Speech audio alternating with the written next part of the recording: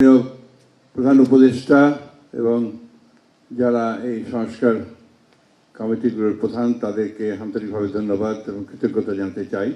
আজকে আমাদেরকে এখানে আমন্ত্রণ জানিয়ে একটা সুযোগ করে দিয়েছেন আপনাদের কথা বলার শুরুটা করার জন্যে। এটা মাননীয় প্রধান উপদেষ্টাই বলেছেন যে এটা হচ্ছে সূচনা। আমরা আজকে এই সভাটি হচ্ছে মূলত একটি আপনার একটা ফর্মালিটিস যে আপনারা উনি উপস্থাপন করলেন বিষয়টা, এই বিষয়টা নিয়ে আমরা সামনের দিকে আলোচনা করব। আমাদের নজরুল ভাই খুব সুন্দর কথা বলেছেন, একটা এটা না বললে হবে না, হচ্ছে যে আজকে দেশের সবচেয়ে বরেণ্য পণ্ডিত ব্যক্তিরা তারা আমাদের দেশের ভবিষ্যতের জন্য তারা কিছু সংস্কারের প্রস্তাব রচনা করেছেন।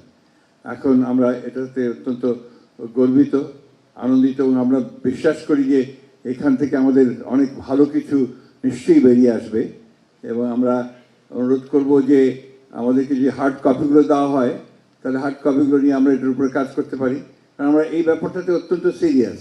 কারণ আমরা নিশ্চয়ই লক্ষ্য করেছি আজকে আমাদের এখানে যারা উপস্থিত হয়েছি আমাদের দলের সবচেয়ে বয়স্ক যারা এবং যারা অভিজ্ঞ আমাদের স্ট্যান্ডিং কমিটির প্রায় 6 জন এখানে আজকে আমরা উপস্থিত আছি। অর্থাৎ আমরা এদের কতটা গুরুত্ব দিচ্ছি এটা এখান থেকে আপনারা বুঝতে পারবেন। আমরা ইতিমধ্যে যখন আমাদেরকে চিঠিপত্র দিয়েছিলেন সেই চিঠিগুলো আমরা কিন্তু প্রত্যেকটাই একটা হোমওয়ার্ক করে আমরা তাদের সেইগুলো আপনার আমাদের যে মতামত সেই মতামতগুলো আমরা তাদেরকে প্রত্যেকটা সংস্কারের বিষয় দিয়েছি।